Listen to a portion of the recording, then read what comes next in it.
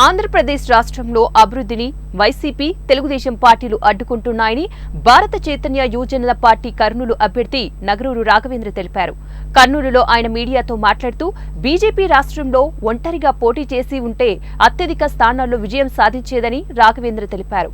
కొందరు నేతలు బీజేపీ పెద్దలకు తప్పుడు సమాచారం ఇచ్చారని ఆయన ఆవేదన వ్యక్తం చేశారు. తనను గెలిపిస్తే కర్నూలు అభివృద్ధికి కృషి చేస్తానని చెప్పారు. రాజధాని విషయంలోనూ వైసీపీ, తెలుగుదేశం పార్టీలు ప్రజలను మోసం చేశారన్నారు. ఇక్కడ 0.75% కూడా బీజేపీ లేదు అని చెప్పి వాళ్ళు దొంగ లెక్కలు తీసుకొని బీజేపీని కించపరుస్తూ ఇప్పుడు ముగ్గురు కలిసి కూటమిగా చేరి వాళ్ళు రావడం జరుగుతుంది. బీజేపీ లేదని వాళ్ళు డిసైడ్ చేశారు.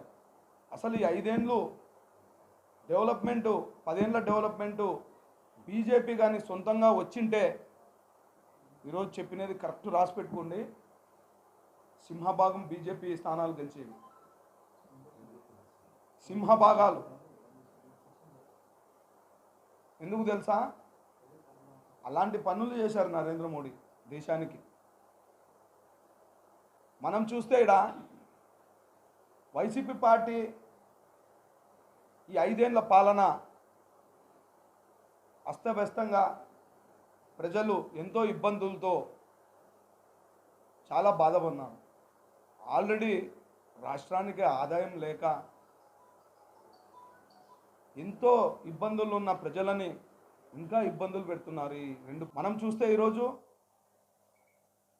ఈ 2 పార్టీలు మన రాష్ట్రాన్ని ఆడుకుంటున్నాయి, ఫుట్బాల్ ఆడుకున్నట్టు ఆడుకుంటున్నాయి.